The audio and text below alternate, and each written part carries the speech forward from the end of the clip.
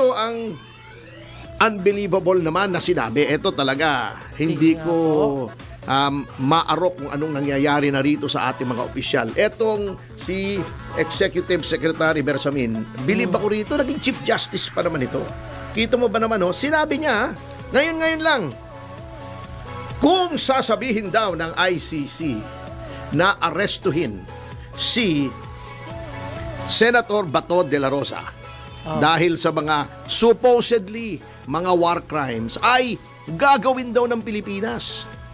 At tatratuhin siya, he would receive a treatment similar to what we did to Duterte. Alam nyo, hindi na ba natuto itong mga taong ito? Kita nyo na nangyari sa inyo nung inaresto nyo si Pangulong Duterte. Akala nyo, nakapuntos kayo ron. Alam nyo, si President Duterte, ang tingin noon ng mga karamihan ng Pilipino. Let's be candid. These people na nasa administrasyon ngayon, including President Marcos, will never be loved the same way na minahal si Pangulong Duterte. Kita nyo naman, ang nangyari, nagkaroon na nga ng Duterte Park doon sa Netherlands, saan kayo nakakita ng tao inaresto for supposed crimes against humanity. Ang crimes against humanity yan, sina Milosevic. Nung inaresto yan, tuwan-tuwa yung mga tao sa kanilang bansa na inaresto. Eto, inaresto nyo, kita nyo, panayang rally sa Netherlands, nagkaroon na nga ng Duterte Park, naka-standby yung mga tao ron para nagbi-vigil. Nagpapakita ng suporta. Walang inarestong ganyan na dating pangulo ng isang bansa na inakusahan ng so-called crimes against humanity na ganyan pinakita ng mga taong bayan niya, sarili niyang taong bayan ng suporta. Yes. Kita mo, nangyari sa inyo. Ngayon, gagawin nyo na naman. Anong gusto nyo mangyari? Unelected senator. Number 3 ba? Si Bato. Number 1 si Bongo, di ba? Elected by millions of Filipinos. Papa-aresto nyo na naman. Dadalhin nyo na naman sa Hague. Baka sa Hague kayo pulitin. Sa Hague. Pagdating ng 2020. Ano ba naman? Hindi ko talaga maintindihan. Di ba supposedly matatalino itong mga taong ito? Baka nag-expired na. Ang talino. Kasi nakita nyo na yung epekto eh. Ano bang definition ng insanity? Doing the same thing over and over again and expecting a different result. Halimbawa ito. Ito hinagis ko dun sa pader. Itong cup na to. Nabasag. Di dapat natuto na ako. Yes. Okay, may diferensya ako. Kukuha na naman ako ng isang cup. Yan sa'yo, kukunin ko. Hahagis ko na naman doon. Titignan ko, ito kaya yung mababasag o hindi? Siyempre mababasag. Opo. Di ba? Hindi na mababalik. Nabasag. Kuha na naman ako. Baso naman. Hampas ko ulit sa pader. Try mo ulit. Baka this time hindi mabasag. Di ba? May diferensya yung taong ganoon.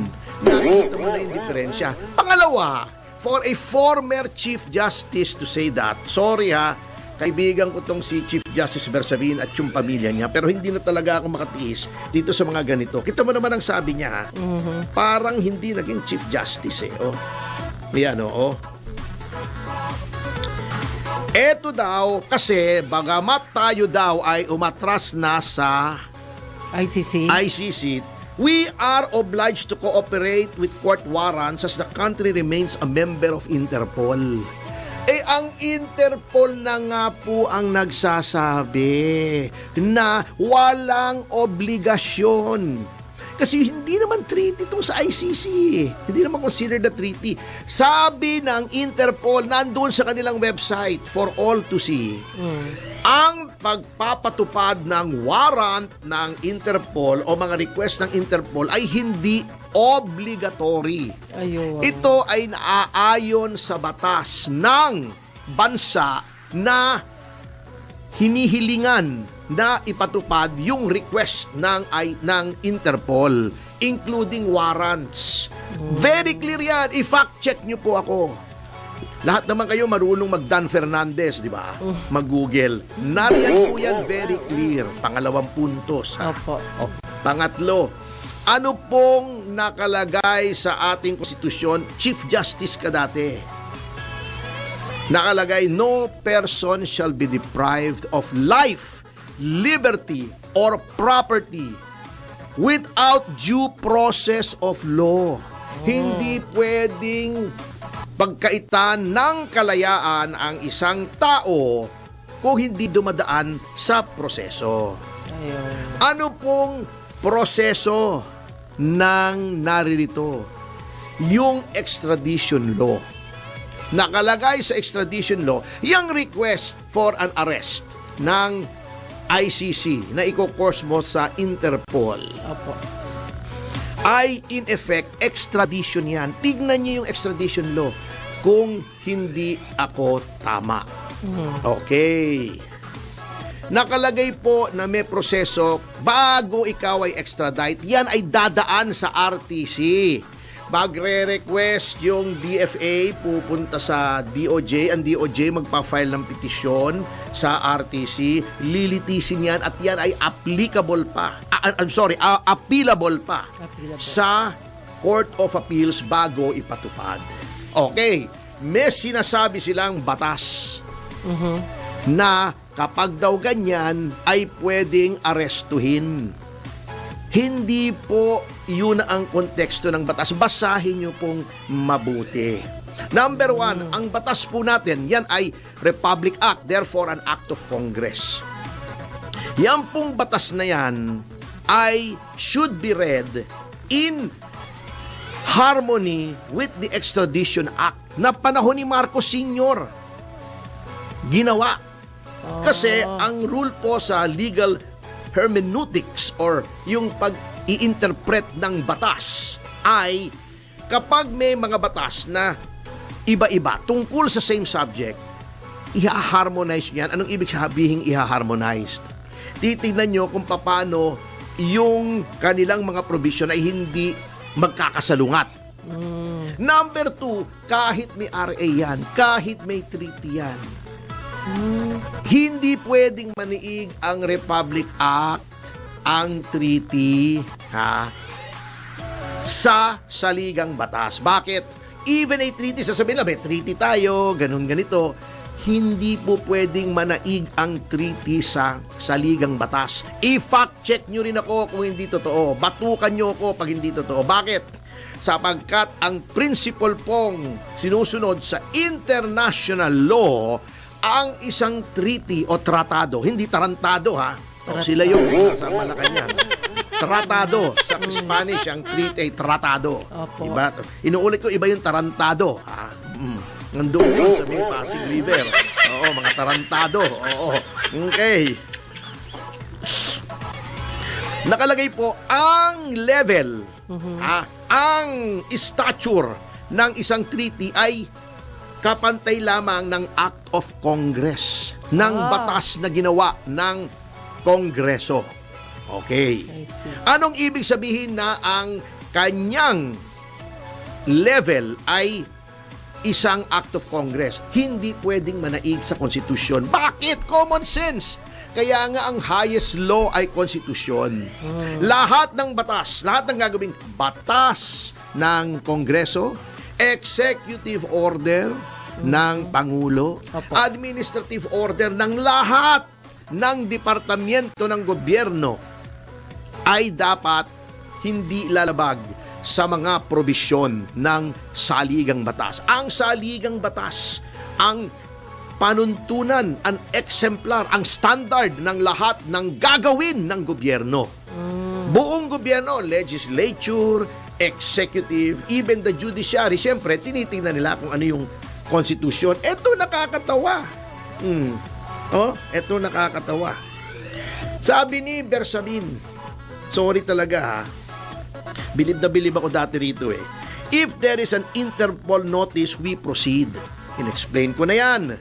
Hindi nga po obligatory. Tingnan nyo muna yung batas nyo bago nyo sundin yung Interpol. But, sabi ni Bersamin, ngunit kung mayroon daw desisyon ng Korte Suprema na dapat mag-afford ka ng due process bago mo isurrender ang sino man, yun ang gagawin nila. Hindi na po kailangan, ES, na magkaroon ng Supreme Court ruling. Bakit? Dahil nasa konstitusyon na. Pwede bang sabihin ng Korte Suprema at sasabihin ba ng Korte Suprema na huwag sundin ang konstitusyon? Never! Never! Nandun na po eh. Di ba ang dami na ritong nag-request ng extradition? Si Mark Jimenez, congressman. Yeah. May krimen sa Amerika, pinababalik doon. Di ba dumaan sa proseso bago isurrender? Ngayon, kung gusto niyo na talaga magkandaloko-loko na, sige, go ahead. Oh, di ba? Pero attorney, kung lahat ng mga lawyer, iba-iba yung interpretation, paano na Hindi yung bansa iba-iba ang natin? interpretasyon. Walang ibang Walang interpretasyon.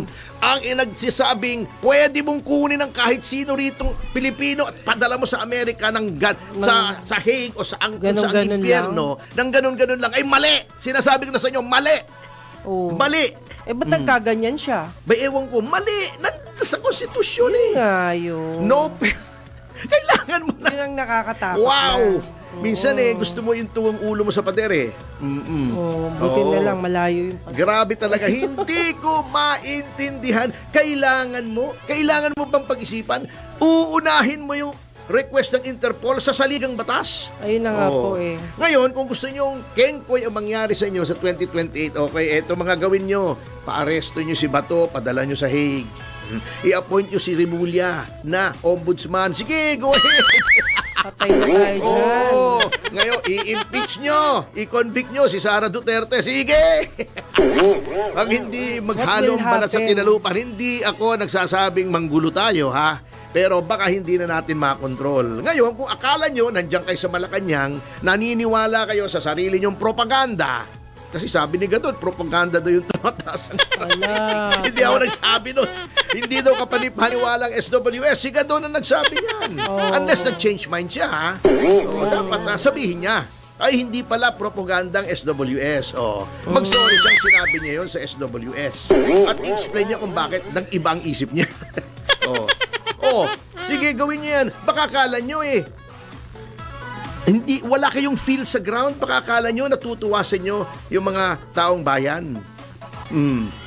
Nakita nyo na nakita nyo na mga video, bumababa ang presidente sa isang lugar, kakaway-kaway siya roon, kakaway-kaway siya. Kasi ibang pangalan sinasabi. Yun ang masakit nga po Kahit nagpa-speech siya, gaganon-ganon pa siya, gaganon-ganon, hindi pa rin natutuwa sa kanya.